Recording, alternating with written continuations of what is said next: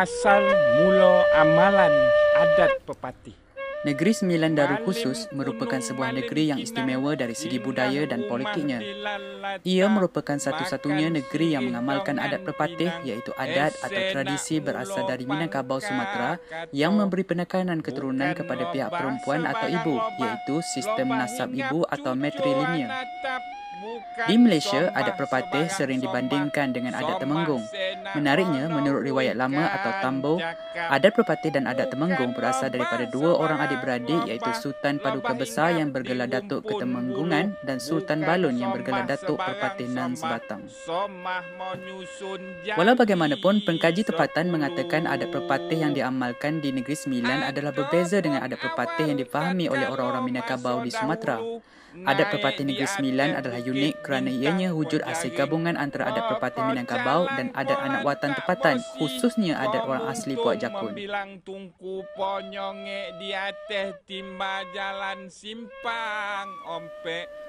Negeri Sembilan sebelum proses penghijrahan orang Minangkabau telah diduduki oleh masyarakat orang asli. Orang asli ini merupakan kelompok orang bukit yang lebih dikenali sebagai orang Sakai. Orang Sakai ini dibahagikan pula kepada 3 suku, iaitu Jakun, Berisi dan Biduanda. Mereka mendiami kawasan sekitar Jelebu, Kelang, Sungai Ujong dan Johor, iaitu kawasan yang digelar negeri-negeri Sakai. Penghijrahan orang Minangkabau seawal abad ke-9 telah berinteraksi dengan orang asli ini dan membentuk suku Biduanda. Umumnya terdapat 12 suku di Negeri Sembilan. Suku Biduanda atau waris dianggap sebagai suku asli, manakala 11 lagi suku dianggap imigran daripada Sumatera. Kebanyakan nama suku-suku imigran ini diambil sempena nama tempat asal mereka di Minangkabau seperti Payakumbuh, Seri Lemak, Seri Melenggang, Batu Hampar, Batu Balang, Mungkal, Tanah Datar, Tiga Nenek dan Tiga Batu. Selain itu, terdapat juga suku anak Aceh dan anak Melaka yang mencukupkan jumlah 12 suku di Negeri Sembilan. Selain suku-suku ini, orang Melayu Semenanjung, orang Cina dan India membentuk masyarakat Negeri Sembilan yang ada sekarang. Sebagaimana namanya, negeri ini diwujudkan hasil kesatuan politik 9 buah negeri. Walau bagaimanapun, nama Negeri Sembilan tidak wujud pada permulaan sejarah pembentukan negeri ini. Berdasarkan perjanjian-perjanjian lama sekitar abad ke-18, kawasan-kawasan ini diwujud sebagai Rembau dan 9 buah negerinya. Adalah masih sukar untuk membuktikan kesemua 9 kawasan yang disebut negeri ini telah membentuk Rembau, iaitu Negeri Sembilan yang asal. Malah, pengkaji turut berbeza pandangan mengenai negeri-negeri asal yang membentuk kesatuan Rembau. Mengikut rekod Belanda dalam Dark Register sehingga tahun 1682, negeri-negeri yang pernah disebut adalah Kelang, Sungai Ujong, Naning, Rembau, Jelai, Hulu Pahang, Jelebu, Johor dan Segamat, di mana kesemua kawasan ini didiami oleh orang Minangkabau. Daripada senarai ini, status Kelang, Naning dan Segamat sebagai wilayah asal Negeri Sembilan dipersetujui oleh kebanyakan pengkaji. Begitu juga dengan kebanyakan kawasan di Negeri Sembilan yang kekal wujud sehingga ke hari ini. Hulu Pahang pula kadang-kala dikeluarkan. Status Jelai sama ada terletak di Pahang ataupun merujuk pada kawasan sekitar Johor dan Inas turut menjadi pertikaian. Apa yang pasti, kesemua negeri-negeri ini berada di bawah penguasaan Kesultanan Johor pada ketika itu. Oleh itu, keutuhan kesatuan Rembau juga berkait rapat dengan keutuhan Kesultanan Johor.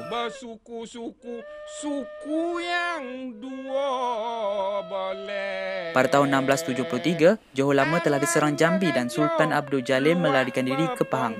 Sejak itu, Johor mengalami kemerosotan dan jajahan-jajahan takluknya mula melepaskan diri daripada penguasaan Johor. Orang Minangkabau di Rembau, Sungai Ujong, Kelang dan Naning mengambil kesempatan akan kemerosotan kuasa Johor itu dengan menjemput putera raja dari Pagar Royong bagi dijadikan raja pemerintah.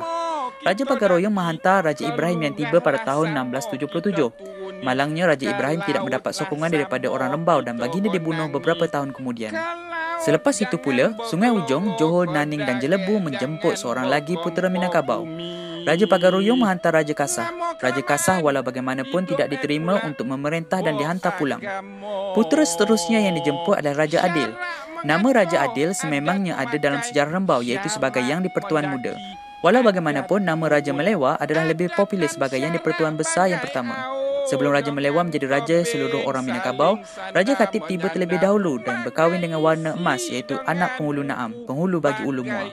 Raja Khatib dikatakan sebagai penyamar dan ia dikalahkan oleh Raja Melewah, putera raja sebenar yang dikirim oleh Raja Minangkabau di Sumatera. Setelah kekalahan Raja Khatib inilah, Raja Melewah dilantik sebagai Yang di-Pertuan Besar oleh 4 orang penghulu. Oleh itu, banyak pihak menganggap Raja Melewah memulakan Kerajaan Negeri Sembilan. Pada abad ke-17 dan 18 juga menyaksikan hubungan Rembau dan Johor berkait rapat dengan Bugis dan Belanda. Kemangkatan Sultan Mahmud Shah II pada tahun 1699 telah mengubah lanskap politik Minangkabau, Bugis dan Johor. Bendahara Tun Abdul Jalil menaiki takhta bergelar Sultan Abdul Jalil IV Riayat Shah. Ini menandakan permulaan dinasti bendahara. Tidak lama kemudian, raja kecil yang mendakwa dirinya sebagai putera Sultan Mahmud telah menuntut takhta dan berjaya melakukannya pada tahun 1718.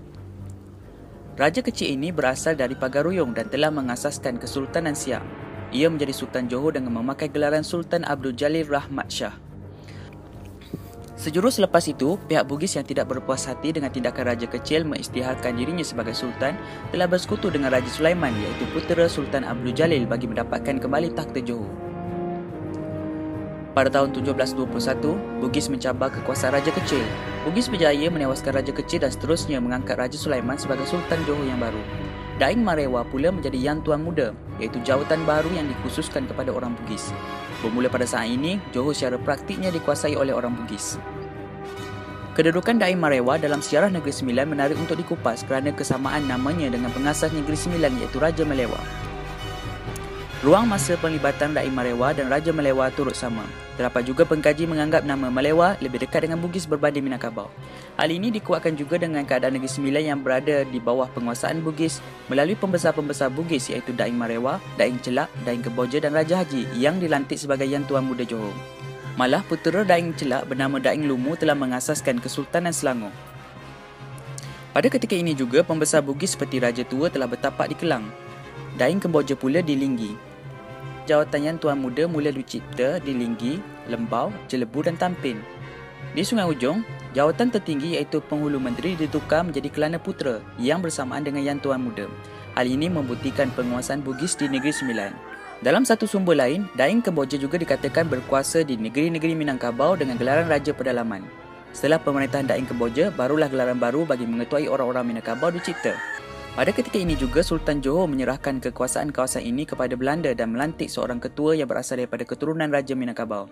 Hal ini bersesuaian dengan perjanjian 1757 di mana Sultan Sulaiman menyerahkan Rembau dan Linggi kepada Kompeni Belanda. Menurut Winstead, Rembau di sini merujuk kepada keseluruhan Negeri Sembilan kerana di dalam perjanjian penyerahan ini wujud perkataan Rembau and its 9 countries.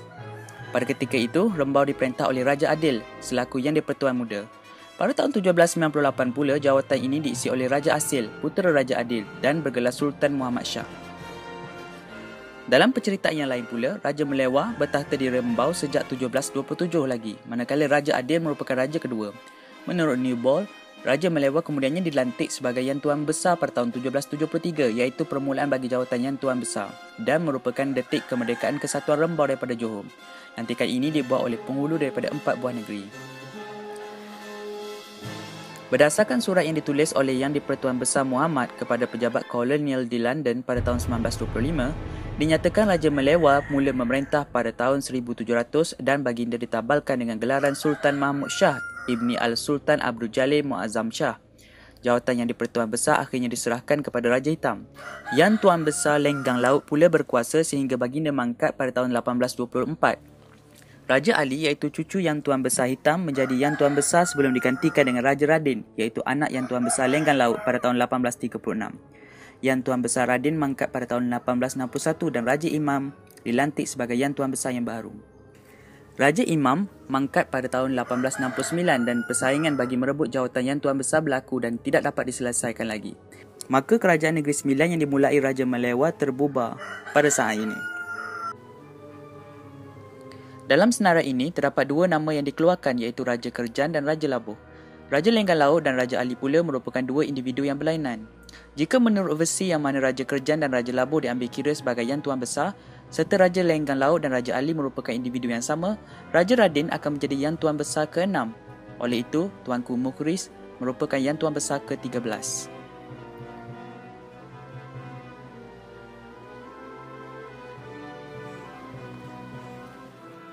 Pembentukan Negeri Sembilan moden.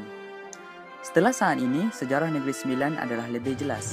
Kelang telah meninggalkan kesatuan Rembau dan menjadi sebahagian daripada Selangor. Segamat pula menyertai Johor. Sepadan Pahang dan Negeri Sembilan terutama di bahagian Jelebu telah diselesaikan. Hulu Pahang dan kemungkinan besar Jelai menjadi Pahang. Naning diserahkan kepada Melaka yang pada ketika itu dikuasai British. Pembentukan Kesatuan Negeri Sembilan moden kemudiannya berkisar tentang kawasan-kawasan sekitar Sungai Ujong, Rembau, Jelebu, Johor, Seri Menanti, Teraci, Ulu Muar, Inas, Gunung Pasir dan Jempol. Pada sekitar 1870-an, berlakulah pergelutan kuasa antara pembesar-pembesar di Sungai Ujong, Rembau, Jelebu dan Seri Menanti. Hal ini menyebabkan British campur tangan. Di Sungai Ujong, Datuk Kelana bersetuju untuk menerima seorang pegawai British. Hal ini mendapat tentangan Tengku Antah yang semakin mengukuhkan kuasanya di Seri Menanti. Pertempuran antara British dan Tengku Antah meletus. Walaupun Tengku Antah tewas dalam pertempuran ini, British terpaksa mengakui kekuatan Tengku Antah dan oleh itu mengiktirafnya sebagai Yang Tuan Besar Seri Menanti pada tahun 1876.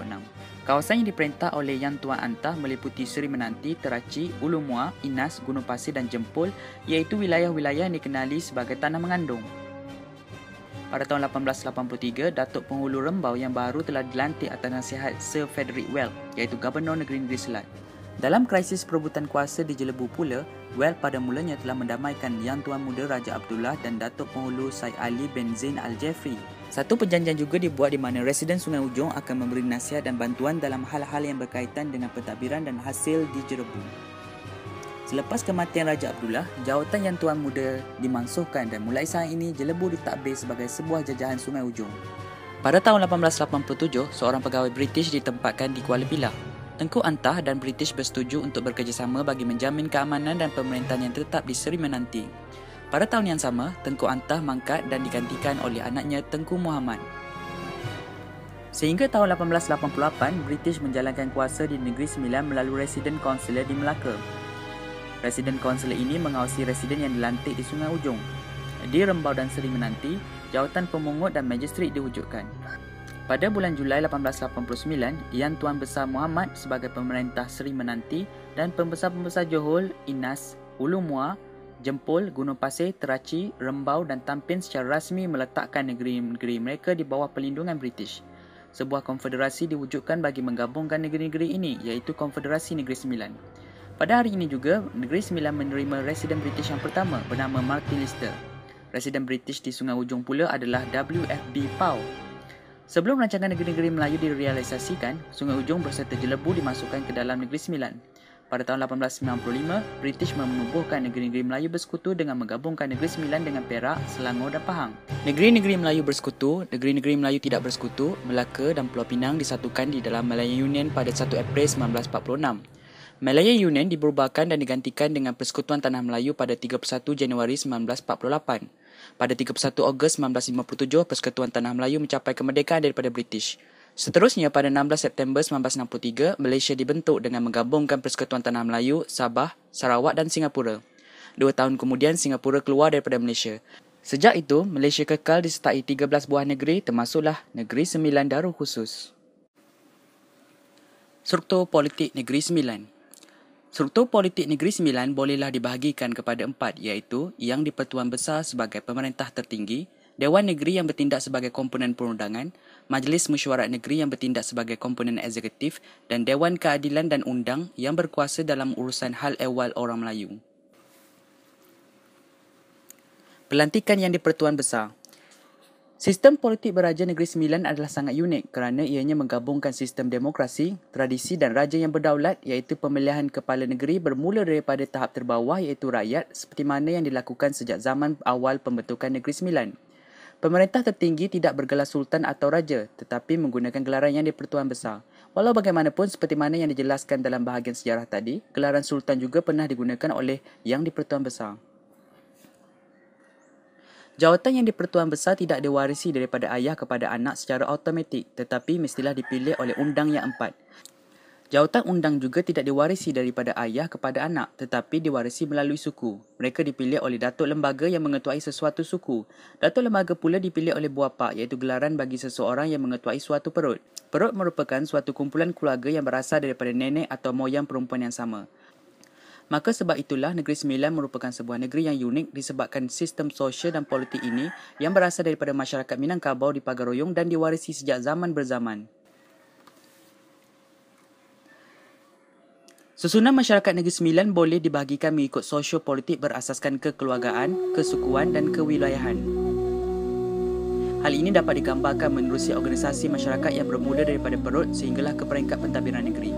Secara ringkas, unit terkecil dalam organisasi masyarakat ini adalah anak buah yang akan melantik seorang ketua yang dikenali sebagai buah pak, iaitu ketua bagi perut. Buah pak pula akan melantik lembaga iaitu ketua bagi suku. Lembaga kemudiannya akan melantik undang atau penghulu iaitu ketua bagi luar atau daerah. Seterusnya, undang akan melantik yang tuan besar iaitu ketua negeri. Susunan masyarakat ini berkait rapat dengan wilayah adat yang berbeza dengan daerah moden pada hari ini. Negeri Sembilan dibahagikan kepada 7 daerah moden iaitu Seremban, Jempol, Port Dickson, Tampin, Kuala Pilah, Rembau dan Jelebu. Dalam pembahagian wilayah adat pula, Negeri Sembilan mempunyai sekurang-kurangnya 11 luak yang kadang-kadang dipanggil daerah juga. Pembahagian wilayah adat ini dilihat lebih penting kerana ia memainkan peranan besar dalam sosio budaya masyarakat iaitu termasuklah pemilihan yang tuan besar. 11 buah luak ini boleh pula dikelompokkan ke dalam 4 kumpulan iaitu luak berundang meliputi Jelebu, Johor, Rembau dan Sungai Ujong, luak tanah mengandung meliputi Gunung Pasir, Inas, Jempol, Teraci dan Ulu Muar, wilayah adat lingkungan iaitu sekitar Pekan di Raja Seri Menanti dan luak Tampin. Jumlah 11 luak ini akan menjadi 14 jika luak Kemencih, Air Kuning, Pasir Besar dan Linggi dimasukkan dan Seri Menanti tidak diambil kira. Dalam kebanyakan keadaan, daerah Port Dickson tidak terlibat dalam pembahagian wilayah adat disebabkan daerah ini tidak mengamalkan adat pepatih. Dalam pada itu, Linggi juga tidak mengamalkan adat pepatih namun masih dianggap sebagai luak. Ketua masyarakat di luak Linggi digelar Datuk Muda Linggi yang mestilah dilantik oleh Undang Sungai Ujong. Oleh itu, status Linggi boleh dilihat sama ada sebahagian daripada luak Sungai Ujong ataupun luak berasingan. Hal yang hampir serupa berlaku kepada luak Kemencih, Air Kuning dan Pasir Besar kerana luak-luak ini kadang-kadang dipanggil luak kecil atau sub-luak yang berada di dalam luak Johor. Berbanding luak-luak lain, luak Pasir Besar jarang diberikan perhatian meskipun pada satu ketika nama luak Johor yang asal adalah Pasir Besar. Dalam perkembangan terbaru, luak Kemencih dan Air Kuning juga dikategorikan sebagai luak tanah mengandung. Hal ini dapat dilihat menerusi istiadat penghulu-penghulu luak menghadap. Dalam istiadat ini, penghulu-penghulu dari Air Kuning dan Kemencih menyertai 5 penghulu lain mengulang taat setia kepada Yang Tuan Besar. Oleh itu, kesemua 7 pemimpin ini dianggap sebagai penghulu bagi luak tanah mengandung iaitu penghulu yang menjaga pentadbiran wilayah adat termasuklah Istana Besar Seri Menanti. 14 luak ini mempunyai peranan-peranan tertentu dalam sistem pentadbiran dan politik beraja Negeri Sembilan. Wilayah adat lingkungan serta luak tanah mengandung bernaung di bawah Yang di-Pertuan Besar Seri Menanti. Pada masa yang sama, Yang di-Pertuan Besar Seri Menanti juga merupakan Yang di-Pertuan Besar Negeri Sembilan. Undang yang 4 pula mempunyai keistimewaan tersendiri apabila mereka berempat diberi hak dan tanggungjawab bagi melantik Yang di-Pertuan Besar. Undang yang 4 ini merupakan pemimpin bagi 4 luak terbesar dan paling berpengaruh iaitu Sungai Ujong, Johor, Rembau dan Jelebu. Walau bagaimanapun, undang yang 4 hanya boleh melantik keturunan Raja Radin menjadi Yang di-Pertuan Besar. Anak Yang di-Pertuan Besar bergelar Tengku Besar Seri Menanti merupakan calon utama dalam pemilihan ini. Diperhatikan, pelantikan Yang di-Pertuan Besar mempunyai kaitan dengan wilayah adat, demokrasi, tradisi dan kedaulatan raja. Bahagian Perundangan Negeri Sembilan diisi oleh 2 elemen iaitu Pemerintah dan Dewan Negeri. Dewan Negeri ini diwujudkan pada tahun 1959 dan sekarang bertempat di Wisma Negeri Seremban. Ia merupakan Dewan Negeri yang ke-13. Dewan Negeri mempunyai 36 kerusi yang mempunyai tempoh selama 5 tahun iaitu bermula pada hari pertama ia bersidang. Dalam pilihan raya umum 2013, Parti Barisan Nasional telah berjaya memperoleh 22 kerusi dan bertindak sebagai kerajaan.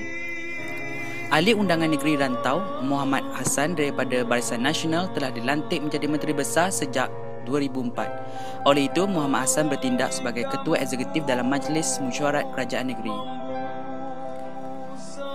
Selain 2 komponen ini, Negeri Sembilan juga mempunyai sebuah badan yang bertanggungjawab dalam memberi nasihat berhubung hal-hal berkaitan dengan orang Melayu, termasuklah hal-hal berkaitan pelantikan dan pemecatan undang. Badan ini dikenali sebagai Dewan Keadilan dan Undang. Dewan ini disertai oleh Yang di-Pertuan Besar, Undang yang 4, Tengku Besar Tampin, Tengku Besar Seri Menanti dan Datuk Syah Bandar Sungai Ujong. Apabila melibatkan urusan negeri dan polisi kerajaan pusat, Menteri Besar juga akan dijemput untuk menghadirinya. Begitulah ringkasan perkembangan sejarah dan politik Negeri Sembilan bermula dari zaman penempatan orang asli sehinggalah ke hari ini. Sesungguhnya, identiti Minangkabau berserta adat Perpatih memainkan peranan yang besar dalam sejarah dan politik Negeri Sembilan. Negeri Sembilan hari ini kekal menjadi komponen penting dalam persekutuan Malaysia bukan hanya disebabkan tradisi demokrasi yang dibawanya, tetapi juga perkembangan fizikal dan spiritual yang memacu perkembangan negara.